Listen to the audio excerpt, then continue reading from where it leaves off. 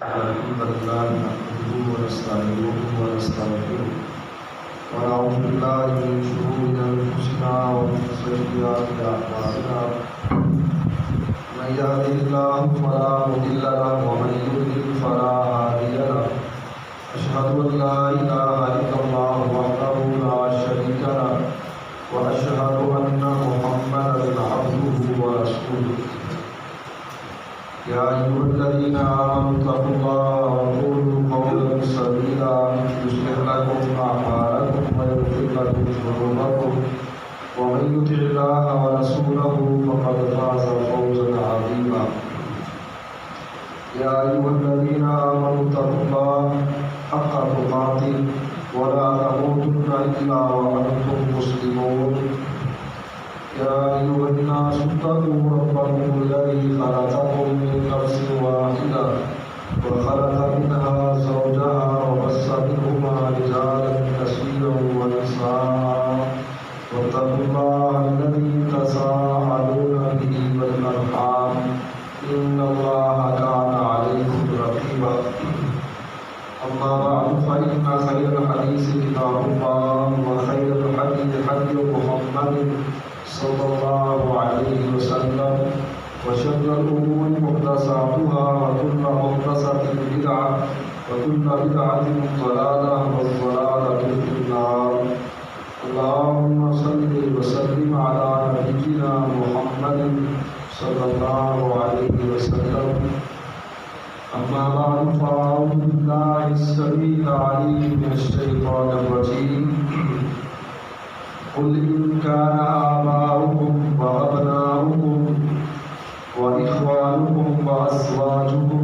وعشيرتكم وأموال اقترفتموها وتجارة تخشون كسادها ومساكن ترضونها أحب إليكم من الله ورسوله وجهاد في سبيله فتربصوا حتى يأتي الله بأمره والله لا يهدي القوم الفاسقين. تمام قسم کی حمد و ثنا، عظمت و بڑائی، تعریف و توصیف اللہ رب العزت کی ذات اقدس و مقدس کے لیے انگنت تعداد ریت کے ذرات پانی کے قطرات سے زائد درود و سلام ہو امام الحرمین سید الثقلین امام اعظم سید ولد آدم جناب محمد رسول اللہ صلی اللہ علیہ وعلی آلہ وصحبہ وسلم کی ذات عطا و مطہر پر لاکھوں کروڑوں رحمتیں ہوں حضرات صحابہ کرام، تابعین، تبع تابعین، محدثین، علماء اور فقہاء کی خبروں پر جن کی کوششوں اور کاوشوں سے دین حق ہم تک پہنچا آج ہم مسلمان ہیں۔ اللہ سب کی مسائل جمیلہ اپنی بارگاہ میں قبول فرمائے۔ واجب الاحترام بزرگوں، پیارے بھائیوں، نوجوان عزیز ساتھیوں، نبی مکرم رسول معظم سرور عالم جناب محمد کریم صلی اللہ علیہ وعلی آلہ وسلم اس مہینہ میں، اس کائنات میں تشریف لائے۔ اللہ رب العزت نے انسانیت پر بہت بڑا انعام کیا، آپ کو مبعوث فرما کر نبی مکرم صلی اللہ علیہ وسلم کا اس کائنات میں آنا اور پھر ہم جیسے گناہگاروں کا ان کا امتی ہونا، یہ اللہ کا بہت بڑا احسان ہے، اللہ کا بہت بڑا فضل و کرم ہے۔ ضرورت اس امر کی ہے کہ ہم اس چیز کو محسوس کریں۔ یہ صرف سننے اور سنانے کی حد تک نہیں ہونا چاہیے، ہم سب دوست اس فضل کو، اس احسان کو، اللہ کی اس نعمت کو، اس خوش قسمتی کو محسوس کریں اور اس کا رنگ ہماری زندگیوں میں بھی نمایاں ہونا چاہیے۔ نبی مکرم رسول معظم سرور کائنات صلی اللہ علیہ وسلم کا اس کائنات میں آنا اتنا بڑا احسان ہے کہ اللہ نے بھی کہا ہے کہ میں نے احسان کیا ہے۔ بہت بڑے احسانات اللہ نے کیے، لیکن کسی کے بارے میں یہ نہیں کہا کہ میں نے تم پر احسان کیا۔ وہ رب ہے، اس کو جتلانے کی ضرورت نہیں ہے۔ آپ سمجھ سکتے ہیں کہ ایک والد اگر اپنے بچوں کے کپڑے لا کر دے، ان کی خوراک کا بندوبست کرے، خوشی نبی کا خیال رکھے، تو یہ اس کی ذمہ داری ہے۔ اللہ رب العزت نے اس نیچر کے جتنے بھی احسانات کیے گنوائے نہیں ہیں، لیکن جب نبی مکرم صلی اللہ علیہ وسلم کو اس کائنات میں ہم گناہ گاروں کے لیے بھیجا تو کہا کہ لقد من اللہ علی المؤمنین، کہ ہم نے یقیناً مومنوں پر احسان کیا ہے۔ اللہ سے ہم دعا کرتے ہیں کہ اللہ رب العزت ہمیں اس کی قدر کی توفیق عطا فرمائے، اس کا شکر ادا کرنے کی توفیق عطا فرمائے، اور اپنی خوش قسمتی پر خوش ہونے کی توفیق عطا فرمائے۔ پیارے بھائیوں اور دوستوں، رسول اس کائنات میں کیوں آتے ہیں؟ ان کے آنے کا مقصد کیا ہے؟ اور نبی مکرم صلی اللہ علیہ وسلم کی ولادت با سعادت کو لے کر اس مہینے میں ہم جو کچھ کرتے ہیں، ہمارا معاشرہ جو کچھ کرتا ہے، اس کا اسلامی تعلیمات کے ساتھ کتنا سا تعلق ہے؟ ان موضوعات پر آپ سے گزارشات کرنے کی کوشش کروں گا۔ نبی اس کائنات میں جو تشریف لاتے ہیں، سورہ نساء 5ویں پارے میں اللہ رب العزت فرماتے ہیں وَمَا أَرْسَلْنَا مِن رَّسُولٍ إِلَّا لِيُطَاعَ بِإِذْنِ اللَّهِ، ہم اس کائنات میں جو رسول بھیجتے ہیں وہ اس لیے بھیجتے ہیں کہ دنیا کے لوگ، انسان، ہمارے اس بھیجے ہوئے رسول کی پیروی کریں، ہمارے اس بھیجے ہوئے نبی کی اطاعت و فرما برداری کریں۔ وما ارسلنا من رسول، اللہ کہتے ہیں ہم نے کوئی بھی رسول اس دنیا میں نہیں بھیجا سوائے اس کے الا لیطاع باذن اللہ، مقصد پیچھے یہ ہوتا ہے کہ لوگ ان کی اطاعت اور فرما برداری کریں۔ تو رسولوں کا اس کائنات میں آنا اول آخر مقصد یہ ہوتا ہے کہ اللہ نے اپنا پیغام اپنے بندوں تک پہنچانا ہوتا ہے، اور بندوں کی یہ ذمہ داری ہوتی ہے کہ جو پیغام ان تک پہنچایا جا رہا ہے، رسولوں کی وساطت سے جو تعلیمات ان تک پہنچائی جا رہی ہوں، ان پر عمل پیرا ہوا جائے۔ اطاعت، فرما برداری، رسول کے پیچھے چلنا، اپنے آپ کو ان کے رنگ میں رکھنا، اور سیرت و صورت کے حوالہ سے اپنے آپ کو ان کی طرح کا کرنا، یہ ایک نبی کے ماننے والے کی سب سے بڑی ذمہ داری ہے۔ لقد کان لکم فی رسول اللہ اسوۃ حسنہ، رسول ہی اس کائنات میں آئیڈیل نمونہ اور سیمپل ہوا کرتے ہیں، جن کو دیکھ کر، جن کی زندگی کو دیکھ کر، جن کے شب و روز کو دیکھ کر انسان دنیا و آخرت میں سرخرو ہو سکتا ہے۔ دوسرا آپشن ہی نہیں ہے ہمارے پاس یا کسی نبی کے امتی کے پاس کہ وہ اپنے نبی کی تعلیمات کو چھوڑ کر کسی اور کو آئیڈیل بنا کر، اس کو نمونہ سمجھ کر، سیمپل سمجھ کر اس کے پیچھے چلنا شروع کر دے، اور پھر یہ سوچے کہ دنیا آخرت میں فلاح، کامیابی، سرخروئی یہ میں حاصل کر سکوں گا۔ یہ ناممکن ہے، امپاسبل ہے۔ نبی صلی اللہ علیہ وسلم اس کائنات میں تشریف لائے ہیں۔ آپ کے اس کائنات میں آ جانے کے بعد، ہمارا ان کا کلمہ پڑھ لینے کے بعد، ہمارا کسی اور کی طرف دیکھنا، ہمارا کسی اور سے رہنمائی لینا، کسی اور کے پیچھے چلنا، کسی اور کی طرف اپنے آپ کو منسوب کرنا، یہ رسول اکرم صلی اللہ علیہ وسلم کے ساتھ پیار محبت نہیں ہے، یہ آپ صلی اللہ علیہ وسلم کے ساتھ یقیناً عداوت ہے، اس لیے کہ ان کی زندگی میں کوئی نقص ہوگا تو ہم ان کو چھوڑ رہے ہیں۔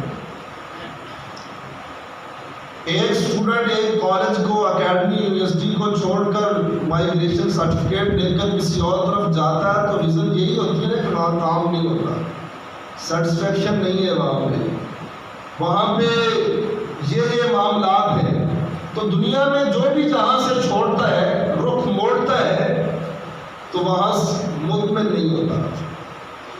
تو کائنات کے امام سے آج اگر ہم مسلمانوں نے رخ موڑ کر کسی اور کو اپنا قبلہ کعبہ بنایا ہے تو یہ اللہ کے رسول سے محبت تو نہیں ہے.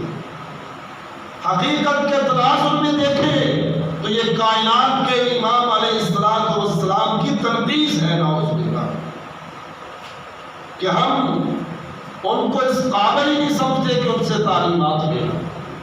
یہ وہ باتیں ہیں جو شاید ہمارے ایمان کے منافی ہیں، شاید ہمارے نظریے، ہماری سوچ اور فکر کو اچھی نہ لگے، لیکن حقیقت میں یہ باتیں حقیقت ہیں. آج ہمارے شادی بیاہ کے پروگرام، خوشی غمی کے معاملات، دنیا کے دین کے ساری چیزیں نہ جانے ہم ڈائریکشن کسی اور طریقے سے لے کر آئے. خوشی کے موقع پر، غمی کے موقع پر، دنیا داری کے معاملات میں، تعلقات میں، کاروباری معاملات میں ہم کبھی اللہ کے رسول صلی اللہ علیہ وسلم کی زندگی کو فالو نہیں کر رہے. وَمَا أَرْسَلْنَا مِن رَّسُولٍ إِلَّا لِيُطَاعَ بِإِذْنِ اللَّهِ لَا إِلَٰهَ إِلَّا اللَّهُ مُحَمَّدٌ رسول اللہ پڑھ کر اگر ہم نے ان کو رسول مانا ہے تو پھر رسول ماننے کا مطلب، مقصد یہ ہوتا ہے کہ ہم ان کی اطاعت کریں، فرما برداری کریں. ہماری زندگی کے شب و روز، لیل و نہار، دن راتیں اس کائنات کے امام کی سیرت کے ساتھ مطابقت رکھنی چاہیے. یہی معاشرہ ہے نا، مسلمان ہیں ہم. ہمیں ٹیچر کلاس میں کہہ رہے تھے کہ جہاں پہ ٹرانسپیرنٹ شارپر نہ ہو، کسی ریڑھی والے کے پاس، دکاندار کے پاس ٹرانسپیرنٹ شارپر نہ ہو اور وہ بلیک شارپر میں یا بلو شارپر میں آپ کو فروٹ دے رہا ہو تو قطر نہ لے. کہتا میں نے اپنے ہاتھوں سے 2 کلو میں نے سیب لیے، اپنے ہاتھوں سے 4 سیب تو میں نے خود ڈالے. گھر آپ کے دیکھا تو 1 سیب صحیح ہے، باقی سارے کے سارے کھانے کے بھی قابل ہیں. رسول کی کیا تعلیمات ہے؟ جس نبی کا کلمہ پڑھا ہے اس نے کیا کہا ہے؟ تمہارے پاس کئی طرح کی چیزیں ہو اور منڈی کے اندر تم نے اس کو سیل کرنا ہو تو ہر ایک چیز کو الگ الگ کر کے رکھو. اللہ کے رسول صلی اللہ علیہ وسلم منڈی کے وزن پہ گئے اور دیکھا، ہاتھ ڈال کے دیکھا کہ اوپر دانا، گندم کے دانے وہ خشک ہے، نیچے نمی ہے. کائنات کے امام نے پوچھا کہ کیا چکر ہے؟ کہا اللہ کے رسول رات بارش ہوئی تھی، اوپر والے خوش ہو گئے، نیچے ابھی نمی ہے. کہا اوپر والے الگ کرو، نیچے والے الگ کرو، تاکہ خریدنے والے کے لیے سہولت ہو کہ میں کیا چیز خرید رہا ہوں، اس کو پتا ہوگا کیا خرید رہا ہوں. ہم یہ رنگ برنگے شاپر رکھتے اس لیے کہ تاکہ کسٹمر کو پتہ ہی نہ چلے کہ اندر کیا ہے. رحمت کائنات صلی اللہ علیہ وسلم اس کائنات میں آئے ہیں رسول بن کر. رسول کو رسول ماننے کا مقصد یہ ہے، مطلب یہ ہوتا ہے، معنی مفہوم یہ ہوتا ہے کہ اپنی زندگی میں اپنی خواہشات کو چھوڑ کر، برادری کو چھوڑ کر، اپنے دوست احباب کے رسومات کو چھوڑ کر اس کائنات کے امام کی زندگی کے پیچھے، قدموں کے پیچھے، ذات سیرت صورت کے پیچھے آنکھیں بند کر کے چلنا. ورنہ مکہ کے لوگ میرا نہیں خیال کہ ہم سے کوئی کم اللہ کے رسول سے محبت کرتے ہیں. ہم تو اپنے فیصلے خود کرتے ہیں، اپنے معاملات کے فیصلے خود کرتے ہیں. مسلمان ہونے کے باوجود اپنے فیصلے خود کرتے ہیں. وہ کافر ہونے کے باوجود بھی اپنے فیصلے کائنات کے امام سے کروا دیتے ہیں. اللہ، اور کسی کو یہ جرت نہیں ہوتی تھی کہ جب کائنات کے امام کوئی فیصلہ فرما دے تو پھر اس پر انگلی اٹھائے. ہم اس نبی کے ماننے والے ہیں، نبی کی ولادت کے مہینے میں اس نبی کی ولادت کی خوشی منانے والے ہیں جس نے اپنی زندگی کے 40 سال لوگوں کے سامنے رکھ کر یہ پوچھا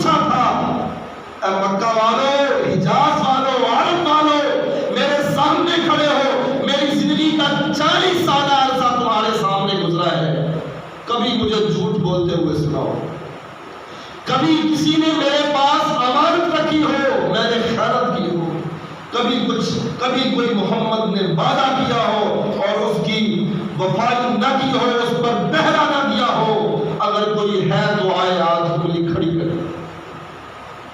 آج اس معاشرے میں کسی وعدے کی کوئی پاسداری ہے؟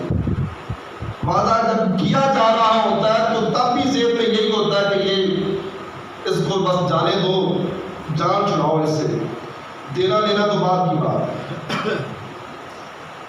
جھوٹ اس معاشرے کا ایک وہ ناسور ہے کہ بڑے بڑے سیانے بھی کہتے ہیں جی کاروبار میں جھوٹ نہ بولے تو کاروبار میں چلے۔ سیاست اس معاشرے کا جھوٹ کا دوسرا نام ہے۔ ہم کہتے ہیں نا فلاں نے تو یہ کہا، کہتے ہیں اس کا سیاسی بیان، اس کا مطلب یہ ہوا کہ سیاست میں جھوٹ کا دوسرا نام ہے۔ اللہ اکبر، امانت میں خیانت، چیز رکھ کر کوئی جاتا ہے اس کو دی کچھ اور جاتا ہے۔ ہم اس نبی کے ماننے والے ہیں جس نبی نے اپنی زندگی کے نبوت کے 23 سالہ میں، نبوت سے پہلے 40 سالہ میں اپنوں کسی بیگانے کو بھی ناراض نہیں۔ زندگی میں کوئی ایک واقعہ سیرت کی کتابوں میں، تاریخ کی کتابوں میں آپ مسلمانوں کو نہیں ملے گا جس میں کسی آدمی نے یہ بلیم کیا ہو کہ کائنات کے امام نے ذاتی طور پر مجھے نقصان پہنچایا ہے۔ فکری طور پر آپ کی نبوت سے لوگوں کو اعتراض تھا۔ ایسے مکے والے نہیں کہتے تھے ابو طالب کو کہ اپنے بھتیجے کو کہو ایک ہاتھ پہ چاند رکھ دیتے ہیں، دوسرے پہ ستارے رکھ دیتے ہیں، اور جو مرضی یہ مطالبہ کرے اچھی لڑکی کا رشتہ ڈھونڈ دیتے ہیں، مکہ مدینہ، مکہ کی عرب کی سرداری لے لیتے ہیں اور اپنے آپ کو محکوم بنا کر اس کو حاکم بنا لیتے ہیں۔ آئے مطالبہ کرے، لیکن یہ لات منات عزا حبل اور ہماری برادری قوم کے رسومات میں بات نہ کرے۔ اس وقت کائنات کے امام نے کیا کہا تھا؟ یہ سورج چاند ستارے اگر میرے ہاتھوں پہ رکھ دے، دنیا کی ساری بادشاہتوں کو میں جوتے کی نوک پہ رکھتا ہوں۔ قل یا ایھا الکافرون لا اعبد ما تعبدون، جن کی تم پوجا کرتے ہو میں محمد پوجا نہیں کر سکتا۔ تمہارا دین تمہارے پاس، ہمارا دین ہمارے پاس۔ ان کو اعتراض تھا آپ کی نبوت پہ، ان کو اعتراض تھا لات منات عزا حبل پر تنقید کرنے پہ، یہ کہنے پہ کہ کائنات میں صرف کائنات کا رب ہی مشکل کشا اور حاجت روا ہے۔ دنیا کا کوئی شخص، کوئی مورتی اور کوئی بت دنیا میں انسان کی حاجت روائی مشکل کشائی نہیں کر سکتا۔ یہ اختلاف تھا۔ ذاتی طور پر وہ فیصلے آپ سے کرواتے، ذاتی طور پر امانتیں وہ آپ نبی صلی اللہ علیہ وسلم کے پاس رکھتے۔ بڑی عجیب بات ہوگی، بڑی عجیب بات ہوگی کہ کائنات کے امام ہجرت کر رہے، کنہوں نے ستایا؟ مکہ والوں نے۔ کن کے ساتھ دشمنی؟ مکہ والوں کے ساتھ۔ اور کہتے ہیں حضرت علی رضی اللہ عنہ کو آپ اپنے بستر پر سلا کر آئے اور یہ کہہ کر آئے تھے کہ یہ امانتیں ہیں فلاں فلاں لوگوں کی، یہ امانتیں واپس کر کے پھر مدینہ تشریف لے آئے۔ امانتیں بھی ان کی اور دشمن بھی، ذاتی معاملہ کوئی نہیں تھا۔ اللہ کے رسول صلی اللہ علیہ وسلم کی انتہا درجے کی وہ عزت کرتے۔ سہیل بن عمر نے یہ کہا تھا نا سن 6 ہجری حدیبیہ، صلح حدیبیہ کے موقع پر کہ اپنے اس ڈاکومنٹ سے نکالو محمد رسول اللہ، یہ رسول اللہ کٹوا کر محمد بن عبداللہ لکھو۔ حضرت علی نے کہا کہ اللہ کے رسول میں نہیں کر سکتا۔ اللہ کے رسول نے خود اپنے ہاتھوں سے مٹایا۔ اس نے کہا کہ اللہ کے رسول، اے نبی محمد صلی اللہ علیہ وسلم، اگر ہم تو آپ کو نبی مانتے نہیں، ہم تو آپ کو عبد المطلب کا پوتا عبداللہ کا بیٹا مانتے ہیں، ایک ہاشمی قریشی خاندان کا چشم و چراغ مانتے ہیں، ان کو نبی نہیں مانتے۔ زبانی کلامی نبی میں نہیں مانتے تو اپنے ڈاکومنٹس میں آپ کو نبی تسلیم کر لیں، تو اس کا مطلب یہ ہوگا کہ یہ ساری جنگیں، یہ سارے معاملات، سارے اختلافات، بغاوتیں اور یہ ساری چیزیں یہ ہم فضول میں کر رہے ہیں۔ نہیں، ہم اپنے آپ کو آپ کا مخالف اس لیے سمجھتے ہیں کہ آپ یہ کہتے ہیں میں نبی ہوں، ہم یہ کہتے ہیں کہ آپ نبی نہیں ہیں، بس یہی اختلاف ہے، باقی اور کوئی اختلاف نہیں۔ مکہ والے بھی یہ سمجھتے تھے کہ جن کو نبی مان لے پھر اطاعت کرنا پڑے گی، پھر فرما برداری کرنا پڑے گی۔ سمامہ میں 9 سال کا مسلمان ہوا تھا، یمامہ کا گورنر تھا، پڑھا لکھا سیانہ بیانہ انسان تھا۔ جب یہ مسلمان ہوا، عمرہ کرنے جا رہا تھا تو کائنات کے امام سے پوچھتا ہے اللہ کے رسول جو ہوا سو ہوا، میں کوئی جاسوس نہیں تھا، اللہ کے رسول عمرہ کرنے جا رہا تھا، اب مسلمان ہو چکا ہوں، آپ کی شریعت میں اگر عمرہ ہے تو سمامہ عمرہ کرنے جائے گا، ورنہ یہاں سے واپس یمامہ لوٹ جائے۔ کیوں؟ کیا وجہ ہے؟ سمامہ پہلے بھی عمرہ کرنے جا رہا تھا، اب بھی چلا جاتا تو کیا تھا؟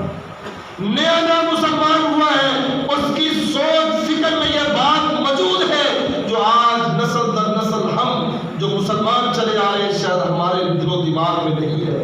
اس کے ذہن میں دل و دماغ میں یہ بات فوراً سے آئی کہ جس کو نبی مان لیتے ہیں پھر اپنا پچھلا سارا کچھ چھوڑ دیتے ہیں، پھر اپنی اگلی زندگی اس کی تعلیمات کے مطابق گزارنی پڑے گی۔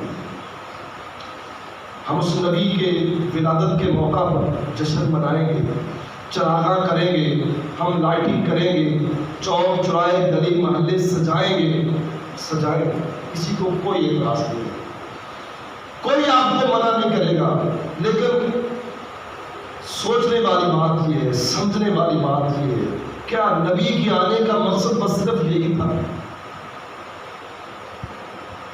اس مہینے میں نبی صلی اللہ علیہ وسلم کی ولادت کے موقع پر ان ولادت کے جلوس میں اور نبی صلی اللہ علیہ وسلم کی ولادت کے پروگرامز میں کئی لوگوں نے یہ قسم اٹھا رکھی ہے کہ امت کو تقسیم کرنے کا فریضہ سمجھا ہے، گلے پھاڑ کر ایک دوسرے پر کفر کے خطرے لگا ہے۔ کیا نبی کے آنے کا مقصد نہیں تھا کہ نبی مکرم صلی اللہ علیہ وسلم امت کو لوگوں کو تقسیم کرنے آئے تھے کہ چند لوگ تم لے کر ادھر نکل جاؤ اور کہو کہ وہ کافر ہے، اور چند لوگ یہ ادھر چلے جائیں اور کہیں کہ وہ سارے کافر ہیں؟ سوائے ابلیس کے جہاں میں سبھی تو خوشیاں منا رہے ہیں، موقع نہیں ہے کہ ورنہ میں آپ کو بتلاتا، ٹائم کی قلت ہے۔ نبی مکرم صلی اللہ علیہ وسلم اس کائنات میں آئے ہیں، جس کو خوشی نہیں ہے وہ مسلمان نہیں ہے۔ خوشی منانی کیسے ہے، محبت کا اظہار کیسے کرنا ہے، یہ بھی اللہ کے رسول صلی اللہ علیہ وسلم کی تعلیمات کے مطابق ہوگا تو پھر ہی خوشی ہے۔ من احب سنتی فقد احبنی ومن احبنی کان معی فی الجنہ۔ کائنات کے امام فرماتے ہیں جو میری سنت سے محبت کرتا ہے وہ میرے ساتھ محبت کرتا ہے، جو میرے ساتھ محبت کرے گا قیامت کے روز ایسے ہم دونوں جنت میں کٹیں گے۔ سنتوں کو چھوڑ کر، فرائض کو چھوڑ کر، حقوق کو چھوڑ کر چراغاں کرنے سے یہ اللہ کے رسول کے ساتھ محبت کا اظہار نہیں ہے۔ ہم گھروں پر چراغاں کر کے لاٹھی لگا کر یہ اللہ کے رسول سے محبت کا اظہار کر رہے ہیں، اور دوسری طرف کائنات کے امام کی نفرت ان گھروں سے اتنی ہے جن گھروں میں بے نماز رہتے ہیں۔ کائنات کے امام فرماتے ہیں میرا دل کرتا ہے بچے نہ ہوتے ان گھروں میں عورتیں نہ ہوتی، بیمار نہ ہوتے، میں محمد کا دل کرتا ہے کہ میں ان گھروں کو آگ لگا۔ ہم سال کے بعد گھروں کے چراغاں کر کے اللہ کے رسول کے ساتھ محبت کا اظہار کر کے کہیں سچے مسلمان ہوں گے؟ سونا آیا تے سج گئے نے گلیاں بازار۔ کائنات کے امام گلیوں اور بازاروں کو سجانے کے لیے آئے تھے۔ رحمت کائنات کی یہ حدیث ہے کہ کائنات میں بدترین جگہیں وہ بازار ہوتے ہیں، گلیاں ہوتی ہیں، اور ہم کہتے ہیں کہ اللہ کے رسول گلیوں اور بازاروں کو سجانے کے لیے آئے تھے۔ نہیں میرے بھائی، خدا نہ سوچے سمجھے، اپنے گربان میں جھانک کر کہ میرا ایمان، میرا اللہ کے رسول صلی اللہ علیہ وسلم کے ساتھ تعلق کا لیول کیا ہے، پھر بات ہے۔ اگر سارے معاملات پورے ہیں نا، سجائیں، گلیاں بھی سجائیں، محلے بھی سجائیں، گھر بھی، چوک چوراہے سجائیں، سب کچھ کریں، لیکن پہلے جو کام کرنے والے ہیں وہ کریں۔ نماز، زکوٰۃ، صدقہ خیرات، حقوق اللہ، حقوق العباد، معاملات، تعلقات، یہ سارے کے سارے ادھورے پڑے، اور سال کے بعد ایک دن ایک رات ہم یہ سارا کچھ کرنے کے بعد سکون کے ساتھ مطمئن ہو کر سو جاتے ہیں کہ بس یہ فریضہ سر انجام دے دیا ہے۔ یہ کام صحابہ نے کیا نہیں کیا، تابعین نے کیا نہیں کیا، ائمہ دین نے کیا یا نہیں کیا، لوگوں نے کیا پہلے اللہ کے رسول صلی اللہ علیہ وسلم کے سے لے کر صحابیات سے لے کر آخر تک جن کے ہم پیروکار ہیں، جن کے ہم گن گاتے ہیں، یہ سارا انہوں نے کیا یا نہیں، یہ الگ ڈبیٹ، الگ بحث ہے۔ لیکن میں یہ کہتا ہوں کہ سب کچھ کرے، لیکن جو کرنے والے کام ہیں، کائنات کے امام کے سامنے دنیا کا کتنا بھی بڑا کام ہوتا، نماز کا وقت ہو جاتا، کائنات کے امام اٹھ کے چلے جاتے۔ ان جلوسوں کی اور ان سارے لوگوں کی ایکٹیویٹیز دیکھیں، نظر رکھیں، یہ آپ کے کرنے کا ایک کام ہے، نظر رکھیں، اور دن میں 5 نمازیں گزر جائیں گی، مسجد بلال پڑے گی، بازار سے جائے گی نہیں میرے بھائی، یہ اللہ کے رسول سے محبت نہیں۔ کائنات کے امام اس کائنات میں آئے ہیں لوگوں کی ہدایت کے لیے، جنت کا راستہ دکھانے کے لیے، بازاروں کو سجانے کے لیے ہے۔ بازار سجانا محبت ہوتی تو جن لوگوں نے جانیں قربان کر دی تھی، جن لوگوں نے جان مال کا قربان نہیں کیا تھا، جنہوں نے اپنی زندگی کی ساری جمع پونجی اٹھا کر کائنات کے امام کے قدموں میں لا کے ڈھیر کر دی تھی، ان کے لیے یہ جھنڈیاں بنا کر سجا کر ایک بڑا کام نہیں تھا۔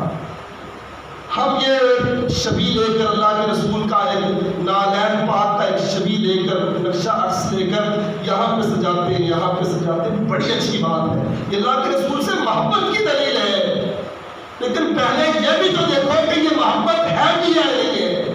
میں یہ کہتا ہوں، واقعہ دوہر یہ کہتا ہوں کہ جو صحابہ نے محبت نہیں کی ہے، ساری کائنات مل کر بھی کرے تو وہ محبت نہیں ہو سکتی۔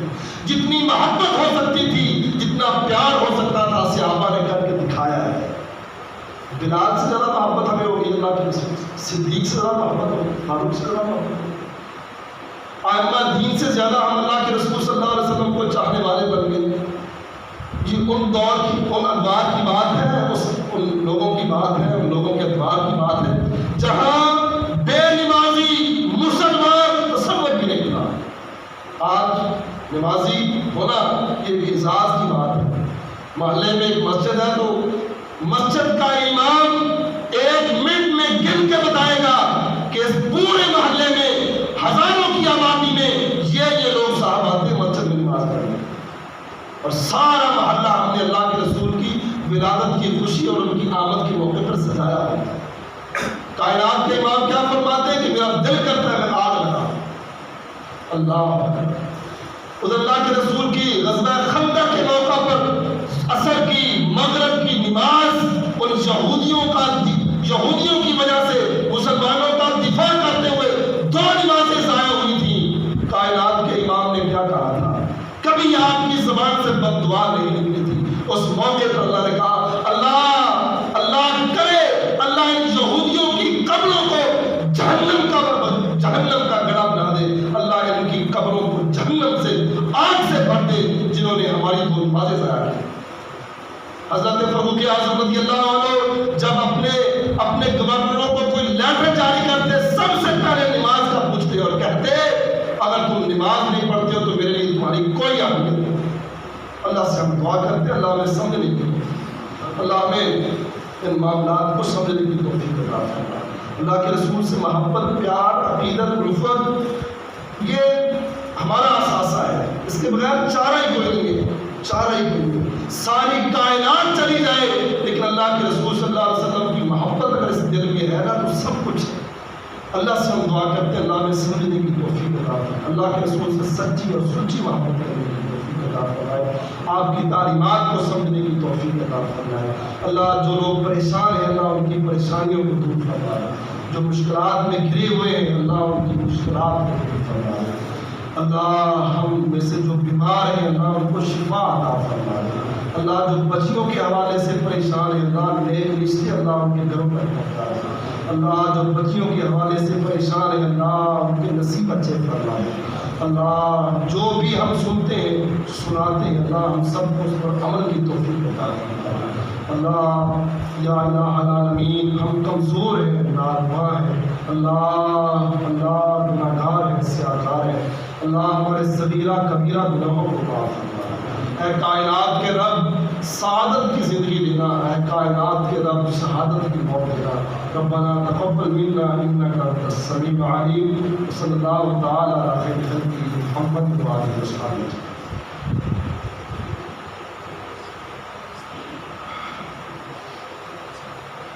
إن الحمد لله نحمده ونستعينه ونستغفره ونعوذ بالله من شرور أنفسنا ومن سيئات أعمالنا، من يهده الله فلا مضل له ومن يضلل فلا هادي له، أشهد أن لا إله إلا الله وأشهد أن محمدا عبده ورسوله، أما بعد فإن خير الحديث كتاب الله وخير الهدي هدي محمد صلى الله عليه وسلم، وشر الأمور محدثاتها وكل محدثة بدعة وكل بدعة ضلالة والضلالة في النار۔